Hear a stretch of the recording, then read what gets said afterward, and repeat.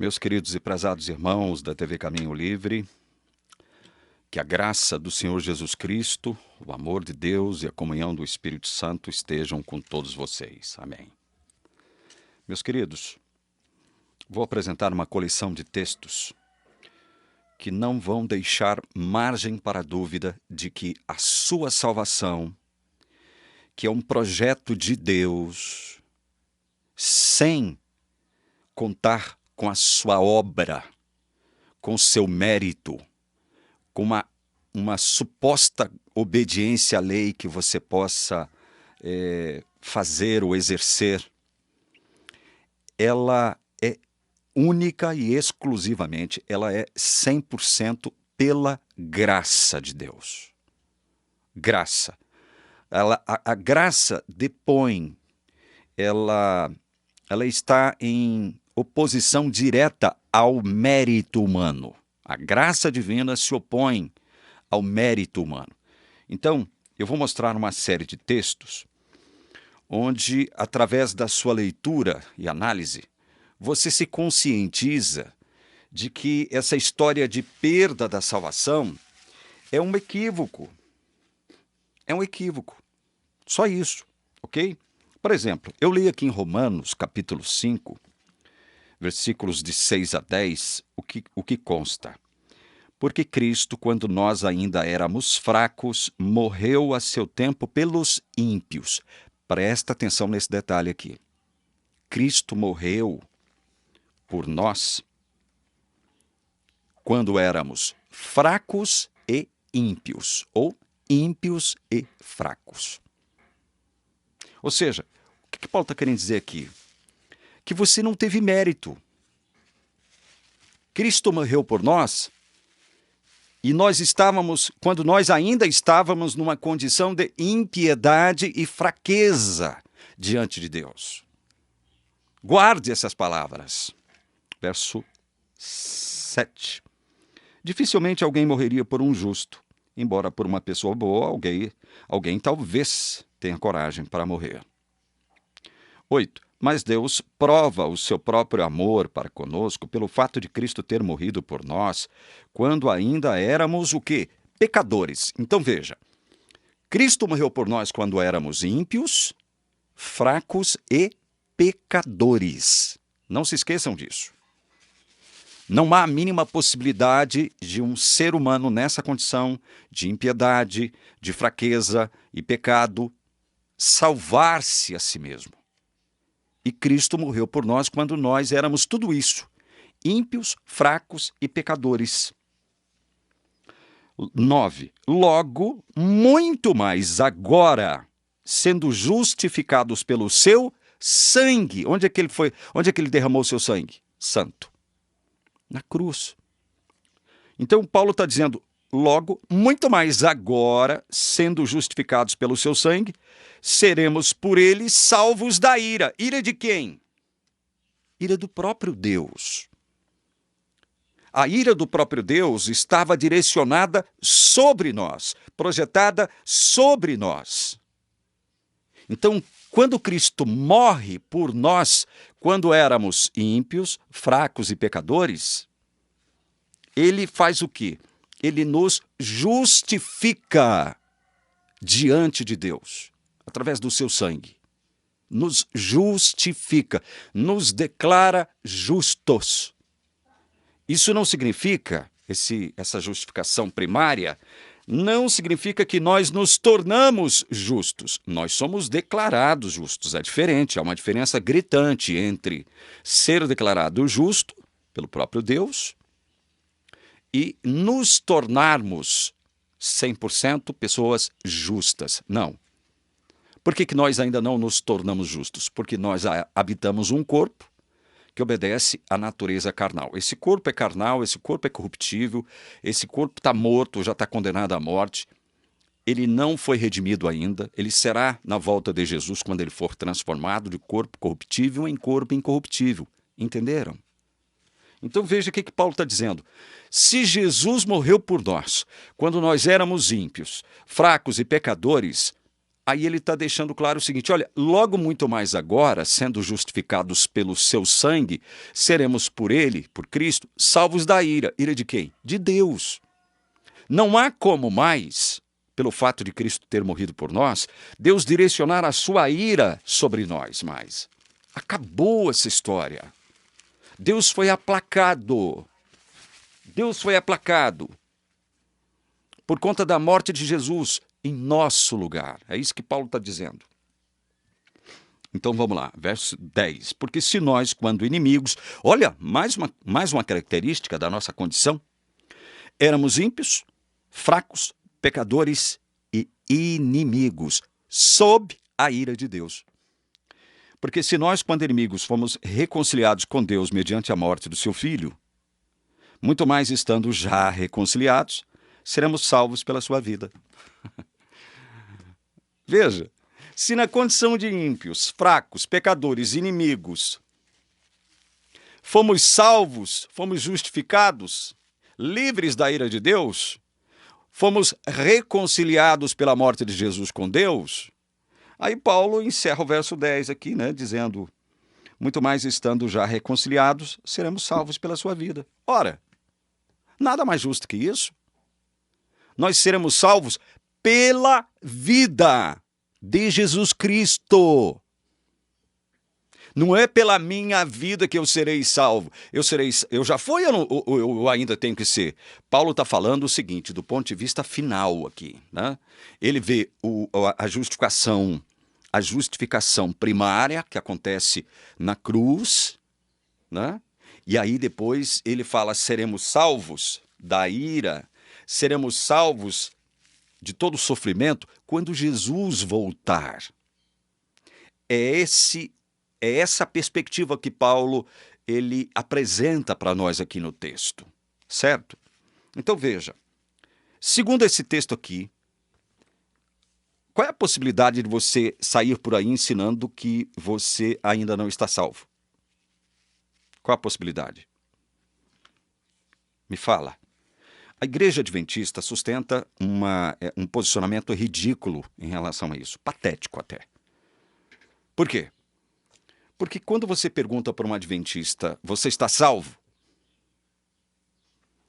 Ele pode responder do seguinte modo. Não estou dizendo que ele vai responder desse modo que eu vou dizer aqui agora, mas ele poderá responder do seguinte modo: bom, Jesus morreu por mim, eu creio em Jesus Cristo, né? Creio na graça de Jesus Cristo, mas ainda estou salvo hoje, mas amanhã posso perder a minha salvação.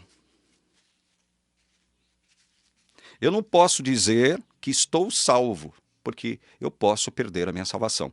Eu fui justificado pela graça, salvo pela graça, mas serei julgado pelas minhas obras, então eu posso perder minha salvação.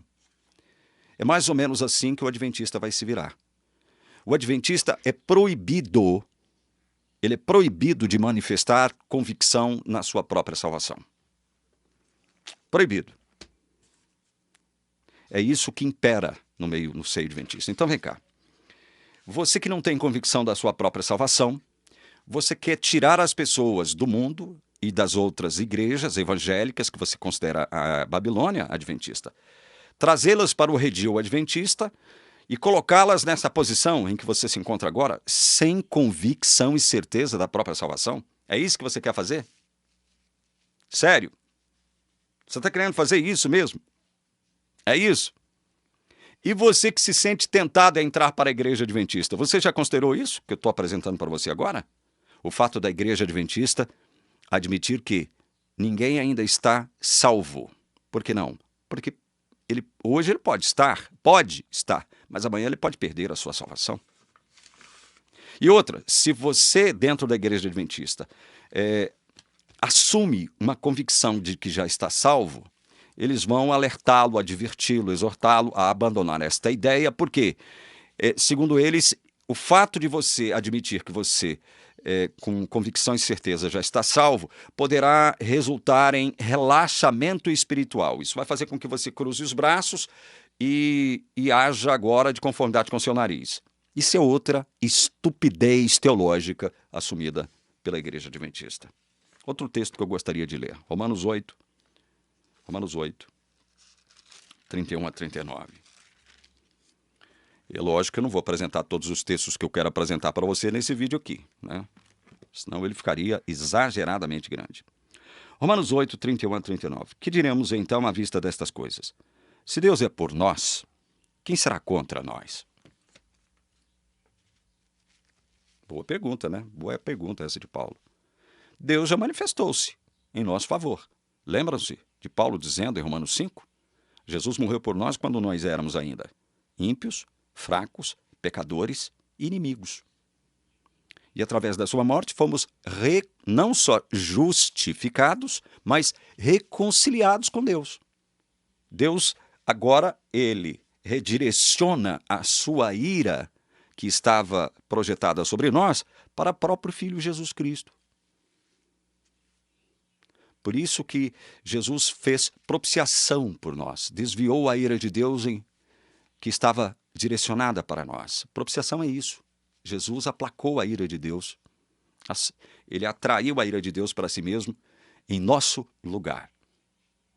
Então, Deus já se manifestou em nosso favor. E aí, quem é que poderá se manifestar contra? Se Deus, o poder absoluto do universo, está em nosso favor. E aí? Olha, aquele que não poupou o seu próprio filho, mas por todos nós o entregou, será que não nos dará graciosamente com ele todas as coisas? Se o maior dom já nos foi garantido, que é o próprio filho, a dádiva do próprio filho, será que Deus não vai nos conceder as demais coisas que nós precisamos para permanecermos o quê? No caminho dele, salvos, reconciliados? Claro que não, ele não vai negar nada para nós.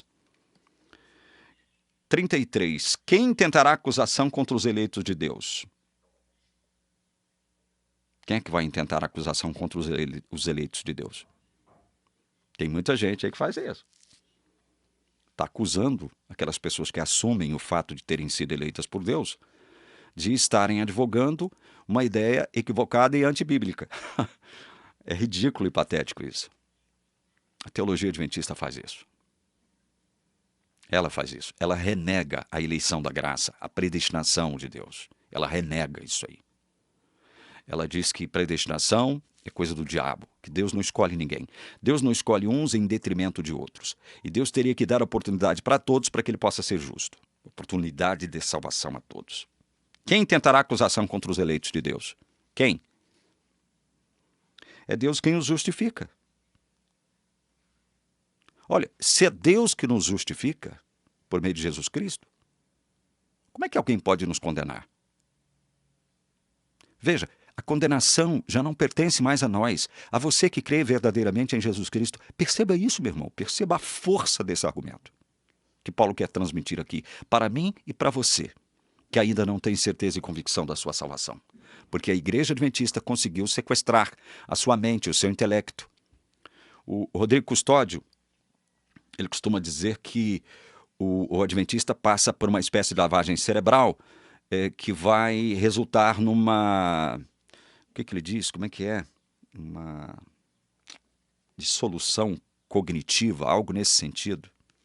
É quando você perde a capacidade de raciocinar segundo a lógica das coisas. Deus tem a sua própria lógica, o Evangelho de Deus tem a sua própria lógica. É a lógica divina, não é uma lógica baseada em ciência humana. Então você, quando é sequestrado pela Igreja Adventista, a sua mente, o seu intelecto é sequestrado pela Igreja Adventista, você passa a raciocinar segundo a lógica adventista e não segundo a lógica evangélica, expressa na Bíblia, que é a lógica de Deus. Quem tentará acusação contra os eleitos de Deus? É Deus quem os justifica. Olha, se foi Deus quem nos justificou, quem que pode nos condenar agora? Quem os condenará? É a pergunta. Quem? É uma pergunta que fica sem resposta porque não há ninguém. E ele vai deixar isso claro agora aqui na frente. É Cristo Jesus quem morreu, ou melhor, quem ressuscitou, o qual está à direita de Deus e também intercede por nós. Agora presta atenção, meu irmão. O Adventista diz que Jesus está no santuário celestial fazendo intercessão, ao mesmo tempo que está realizando um juízo. Quando o Adventista diz que Jesus está fazendo intercessão, a Bíblia concorda com isso. Mas quando a teologia adventista diz que Jesus está fazendo juízo, aí a Bíblia não concorda com isso. Aí não há possibilidade de concordar com isso. Jesus agora, né, nesse exato instante, realizando um juízo. aceitando nomes e rejeitando nomes. Não, não é isso que a Bíblia diz. A Bíblia diz que Jesus está agora no santuário celestial, junto ao trono de Deus, intercedendo por nós. Então, como é que você, diante desses fatos maravilhosos expressos pela Bíblia, em seu favor, pode dizer que a sua salvação pode ser perdida? Responda com honestidade. Responda com honestidade. Vamos continuar. Quem nos separará do amor de Cristo? Olha só. Quantas coisas ruins ele elenca aqui, para que talvez esses componentes do mal aqui, esses elementos do mal, possam servir como fatores de separação entre nós e o amor de Deus. Aí ele vai citar aqui, ó. Será a tribulação, angústia, perseguição, fome, nudez, perigo ou a espada? Interessante quando Paulo fala de espada aqui, a gente traz para os nossos dias e pensa, como esse texto aqui está ultrapassado? Espada. Quem que utiliza espada ainda hoje, né? Como um instrumento de guerra, né? Tem uma religião aí que usa a espada até hoje para eliminar seus inimigos. E vocês sabem que religião é essa? É o Islã. Como está escrito, por amor de ti somos entregues à morte continuamente, fomos considerados como ovelhas para o matadouro. O próprio Jesus nos disse lá no Evangelho de Mateus, capítulo 10, que ele nos enviou como ovelhas para o meio de lobos. E lobo devora ovelha. Por que ele fez isso? Por acaso é porque ele nos detesta? Ele nos odeia? Ele não nos ama? Não, é porque o mundo odeia Deus. O mundo odeia Deus. Odeia Jesus Cristo. Odeia o Espírito Santo. Odeia o Evangelho. 37. Em todas estas coisas, porém, somos mais que vencedores, por meio daquele que nos amou. Não é tribulação, angústia, perseguição, fome, nudez, perigo ou espada que nos separará do amor de Deus. Nada disto. Por meio destas coisas, olha o paradoxo maravilhoso. Nós somos vencedores. Por meio daquele que nos amou. 38.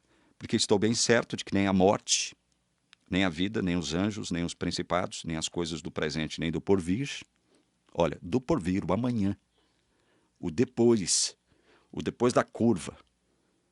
Nem os poderes, nem a altura, nem a profundidade, nem qualquer outra criatura poderá nos separar do amor de Deus que está em Cristo Jesus nosso Senhor. Como é que você pode dizer, diante de textos tão maravilhosos quanto estes que eu acabei de ler aqui em Romanos, que a sua salvação pode ser perdida? Como? Me diz. Então, se você renega textos como estes que eu acabei de mostrar para você aqui em Romanos, você tem que rever a sua crença na palavra de Deus. Você tem que rever isso. Eu vou encerrar esse vídeo. Eu só li 2 textos, né? Mas eu tenho muitos mais para ler. Para mostrar para você que essa ideia de perda de salvação é patética, ridícula. Tá? Tem mais coisas para mostrar para você aqui. Não se esqueça. Deus é onisciente. Jesus é Deus. Logo, Jesus sempre soube por quem ele estaria morrendo na cruz. Ele conhece aqueles pelos quais ele morreu. Esses pelos quais Jesus morreu estão justificados e reconciliados com Deus. Estão verdadeiramente salvos. Ninguém os pode condenar mais. Acabou. Ninguém poderá separá-los mais do amor de Deus. Acabou. Então eu te pergunto, se Deus conhece esses que estão salvos, sabe que eles estão salvos e serão salvos também na sua vinda, como é que alguns desses que Deus sabe já estarem salvos poderão se perder? Responda para mim, sem subterfúgios. Só responda. Porque se você crê naquele atributo incomunicável de Deus, da onisciência, você automaticamente tem que chegar à conclusão de que Deus conhece aqueles pelos quais Jesus morreu. Ou seja, estão salvos. Como é que esses podem se perder? Como é que alguns desses podem se perder? Responda. Pense bem. Pense bem. Liberte-se desse sequestro mental e intelectual sapiencial que a igreja aplicou em você. Liberte-se disso. Creia na palavra. Que Jesus te abençoe, que Deus te abençoe, que o Espírito Santo te abençoe. É a minha oração nesse dia, direcionada a você, meu irmão, minha irmã. Amém.